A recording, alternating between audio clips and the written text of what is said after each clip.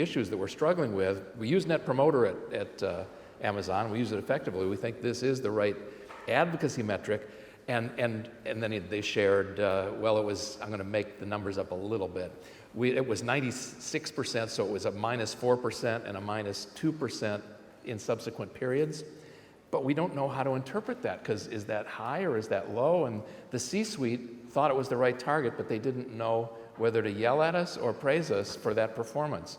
And I think you're all going to be in that situation. And I did not anticipate that. We have to have benchmarking, because I've seen +50 and +60 in companies that I invest in, and I've seen -30, -40, -50, and they don't even know that because they don't look at the world through these lenses yet.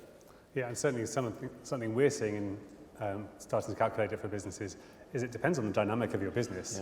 Yeah. If you are I was talking to Loop earphones over the break there, fabulous products that you buy once and then that's the length of the purchasing relationship.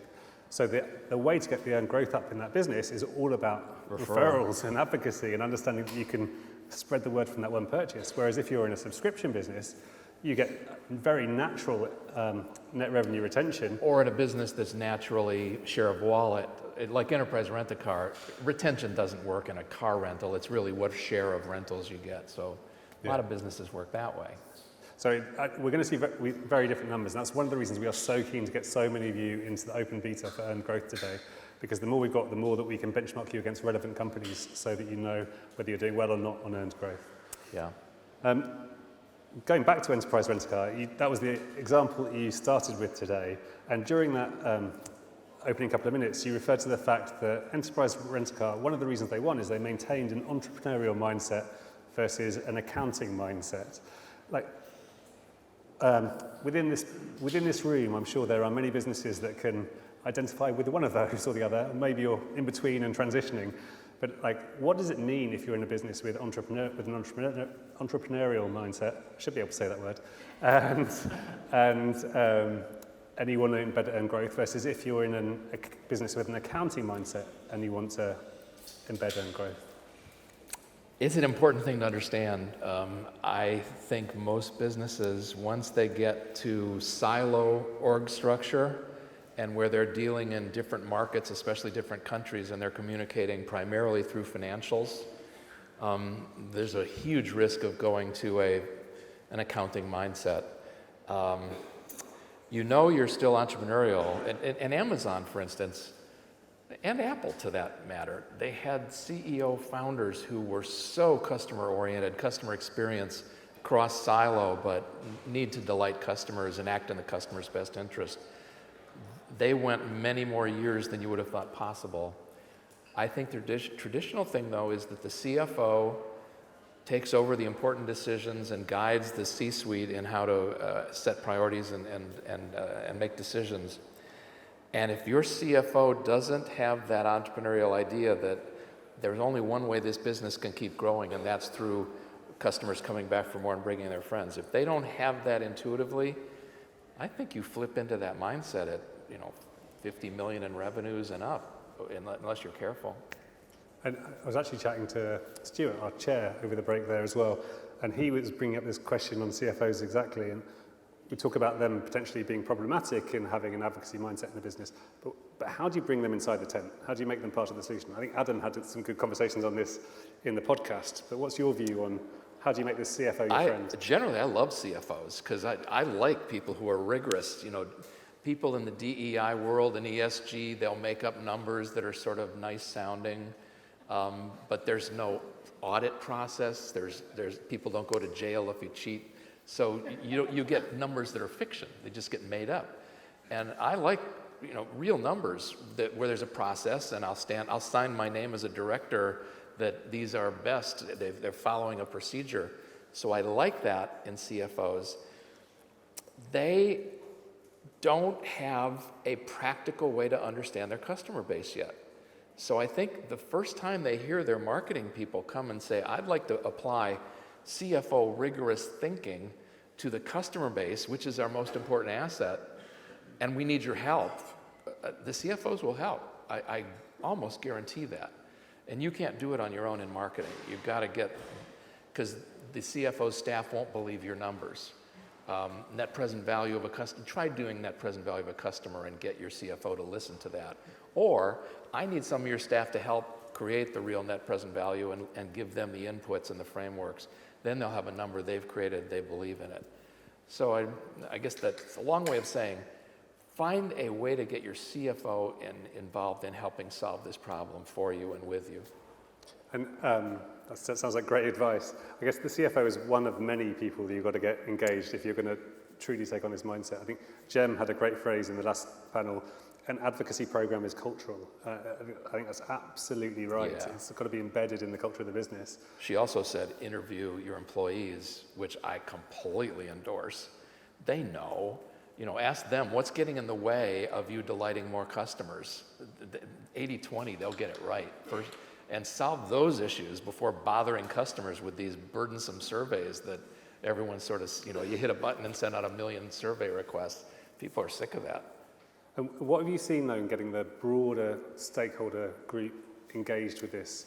I mean, you talked at the end of your presentation, you had that picture of the angel, you had earned growth at the heart, and said the culture's the angel, but the metric is earned growth. Like, how can people from this room go back to their organizations and get the wider C-suite, the wider company excited about moving in this direction? Well, I think you got a cool. Winning on Purpose as a book was written for the C-suite. Chapter 5, if you can just get your C-suite to read Chapter 5, they'll see, and give it to your board of directors too, but they'll get the idea. They can't live up to their duty of care. I don't know if that's true worldwide, but at least in North American companies, board members and C-suite have a duty of care, and it's almost a fiduciary responsibility to their investors, if you're a public company, that is. And you can't live up to that duty once you've read Chapter 5 and not know how many customers are coming back for more and bringing their friends, because there's pretty strong evidence that the only way to deliver better than mediocre returns to your investors is by getting that engine going and being better than the competition at earned growth. So it's getting into that framework and make them your friends. You'll never drive a culture from the bottom up. It's just, in a big company, the bureaucracy, it's been around a while, it's too heavy a lift. You've got to have the C-suite with you and feeling like it's got to change, and it's consistent with their core values, because most good people, that angel appeals. You're dedicating your professional life to enriching the lives you touch. That's pretty sweet. That's what I think all of us want our lives to be, but the top of the house has to drive it and make it serious, because you're doing so many things that are contrary to that. We talk about Hertz. What happens when you have an accounting mindset?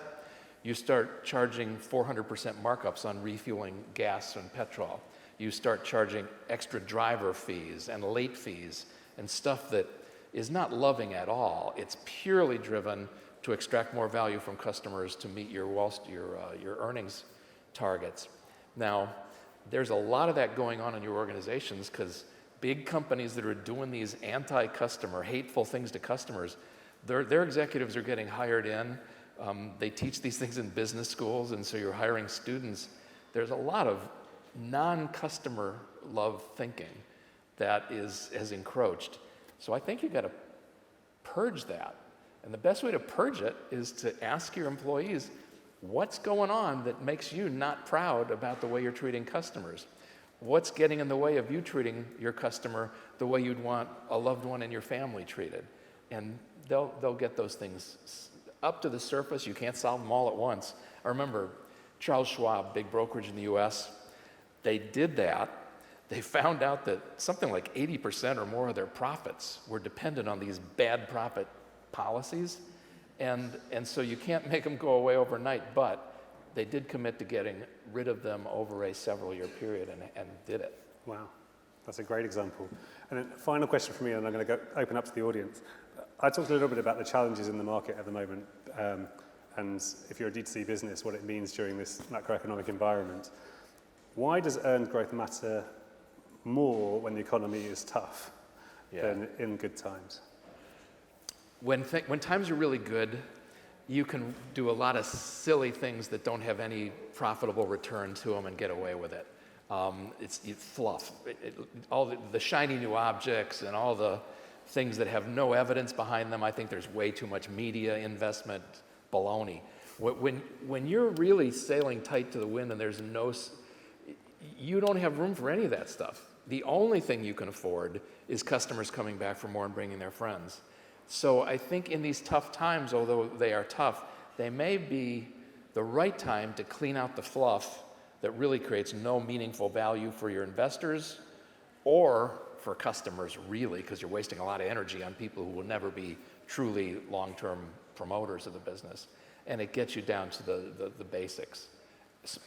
Small companies can't afford the fluff. Big expensive sales forces, big expensive marketing promotions, media buys.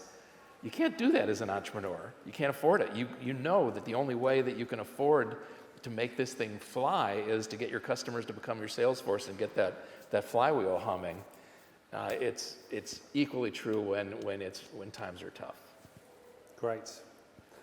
Thank you, Fred. Right, we're going to open it up. We've got Ed on his feet over there. We've got someone with a mic over there. Who has a question for Fred? Hi. Hello. Very good. Thank you. No, thanks. So completely on board with all that you just said. I was here 18 months ago. Love what you guys do. I guess what I'm struggling to wrap my head around a little bit, it might be a little technical, is how unique we can consider clients in a network. So for example, to take an extreme example, you have one person that refers one other person, and that person refers 50 people. They're not the same, but according to the formula, the first person is more valuable than the second person. So I'm guessing, how do we wrap our head around that? Yeah, so it's probably more for me because I think it's more about extended customer revenue. But when we think about extended customer revenue, we always stop at that first generation of referrals and just give the credit for the first generation of referrals, because that is actually what that person has done for the business. And it's great if they happen to have introduced someone who then introduces another 50 people, and we consider that in a network value, but we don't attribute it to thinking about them as how valuable they are as a customer. And it's something we need to work out, because there is still all this latent value that you get from compounding, but when from a kind of accounting perspective, we stop at that first generation of referrals. Does that make sense? But I think getting the language and the taxonomy well established is vital, so people don't think this is fuzzball. And the truth is that first customer, I know I had a great experience with a builder on Cape Cod who did our summer home. And I think my full generated network of revenues that led to referrals, and I think it's $50 million of building for him. Now, obviously, I don't want to double count, and other people referred him, but there's got to be a language that gets you back to making that initial customer who really was delighted and had a very impressive network and maybe has a lot of credibility because they're just serious about this and they don't give their referrals except for really good reasons. You want to be able to get generated revenue, and so I don't know if it's generated and extended, but we have a ways to go here. But they're all relevant concepts.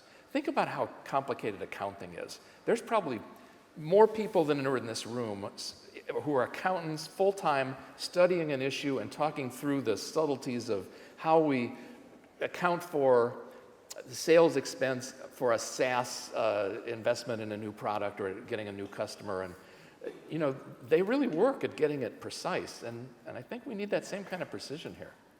Yeah.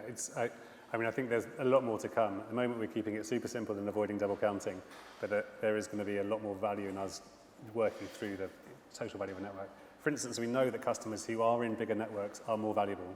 Like, it's just a fact that we see. We can't necessarily explain why yet, but I'm sure in a year's time we'll be coming to you and talking more about why that is and how we think about it. Yeah. Any other questions? Yes, Elizabeth. Hello. People often say that if you turn around a detractor, they become some of your best advocates. Mm-hmm. Do you have insights about this topic? I'll give my starter and then you can come in Yeah, first. We don't have data on detractors that are turned around. One of the things we have been doing though is looking at the difference in value of detractors versus promoters. And there's one case study that we were looking at last week actually where if you just look at the revenue that comes in from detractors, so someone who's scored 6 or less on an NPS survey, versus the value that comes in from spend from promoters, the promoters are about 38% more valuable in terms of spend. But when you layer in the value of advocacy, they're about 78% more valuable. And so if you're trying to build a business case for why you should do something to treat a customer in the right way, the difference in that value is enormous and can really help you persuade the CFO. This isn't just about CFOs, but get a buy-in from the business so that it is worth doing the right thing for the customers. And if you're like a CX leader like Jen was at ManyPets, that means you can start to generate much more meaningful customer love on the back of that investment. Fred, maybe you have more experience on the switch. In terms of history, if I think back of the process improvements that turned Net Promoter into such a powerful system, probably the most basic was closing the loop with detractors. We had not just consultants, but frontline supervisors all the way up to the C-suite who we had to train to give them the confidence, but they would call an unhappy customer, probe for the root cause, and try and solve it if they could, but at least come back and talk about what they've learned and what actions need to be taken. That simple idea is, never let, because if a detractor feels like you screwed them, you diminished their life, they didn't get what they paid for, that's horrible. What human being wants that on their permanent record? But I think we need to apply a similar logic to promoters. And by the way, when you fix a detractor and really surprise them, yeah, you can often earn they'll be a promoter for a while, and if then they get treated right, I think now that we know not just who the promoters are on a survey, and given grade inflation, I don't really trust the 9s and 10s so much anymore. There's just so many courtesy 10s being given out to get you off and car dealers and everyone else pleading, if you don't give me a 10, I can't get my kidney transplant next. However, the true signal is someone that refers, not just that said they referred, but referred a customer who actually then bought. That's real, and I think we need to have that same closed loop process that initially might have some consultants and C-suite as well as frontline supervisors getting to the root cause of what was the situation, why did that happen, what are the implications for our business cross-functionally.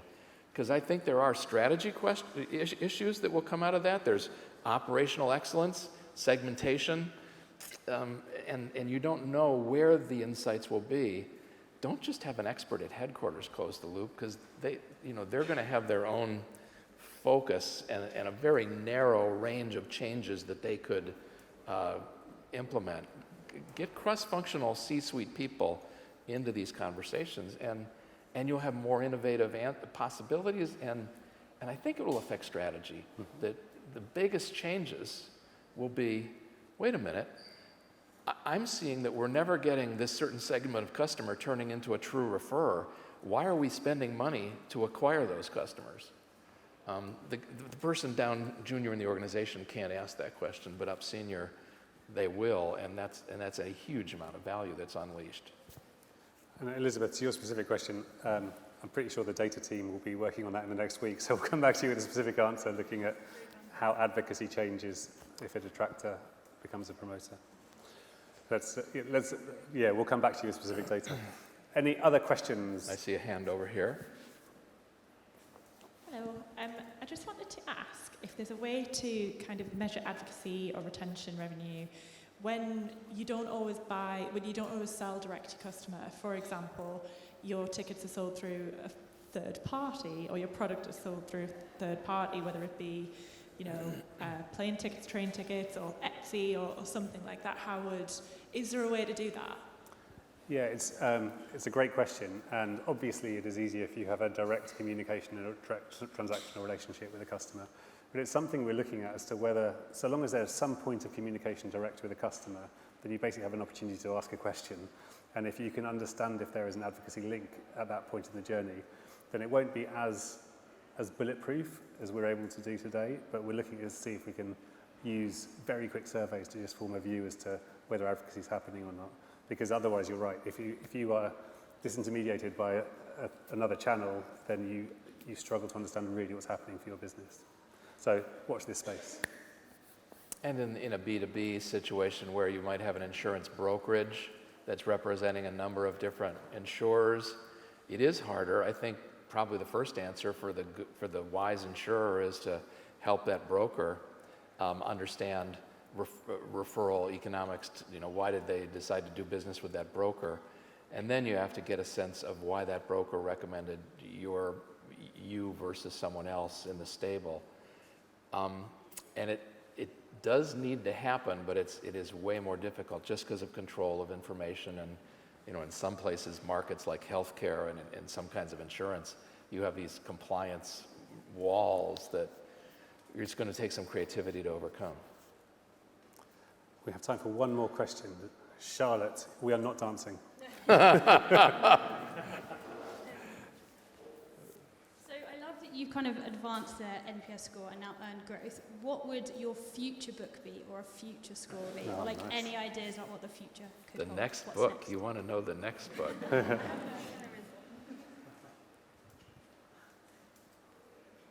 I think, I've said this a couple of times, but a pure, no bribes, no anything, but a pure referral is the purest signal that you've enriched someone's life, that you've done something special, and it's getting all of those up where they can be seen and understood. Now, with Mention Me, it's a great first step. It's a very logical first step. Tracked referrals, where there's enough of an incentive to make it worth your while to use the platform to give a referral. But I think in the best systems, that's only getting a third of the real referrals. We have to find a way to get 90+% of that voice. And I think it's going to involve rethinking how you market. And in really good companies, it's going to be it's a right, it's a privilege to be able to join our club. And the only way you get into our club is by 1 or 2 referrals from existing members, or at least the special tier of customers who reserve the super duper level of product quality and treatment or early access. And because when you're in a club structure, Costco is a good club structure. I don't think, are they active here yet in the UK? Costco is just crushing it. Amazon Prime is a club structure. I think those club structures combined with referrals is a necessary way in, will then make the full who's referring whom and will suddenly be standard course of business and part of the information flow. That's where I think is the ultimate destination. Great, that feels like a very natural place to call this to an end. Thank you very much, Fred Reichheld. Thank you.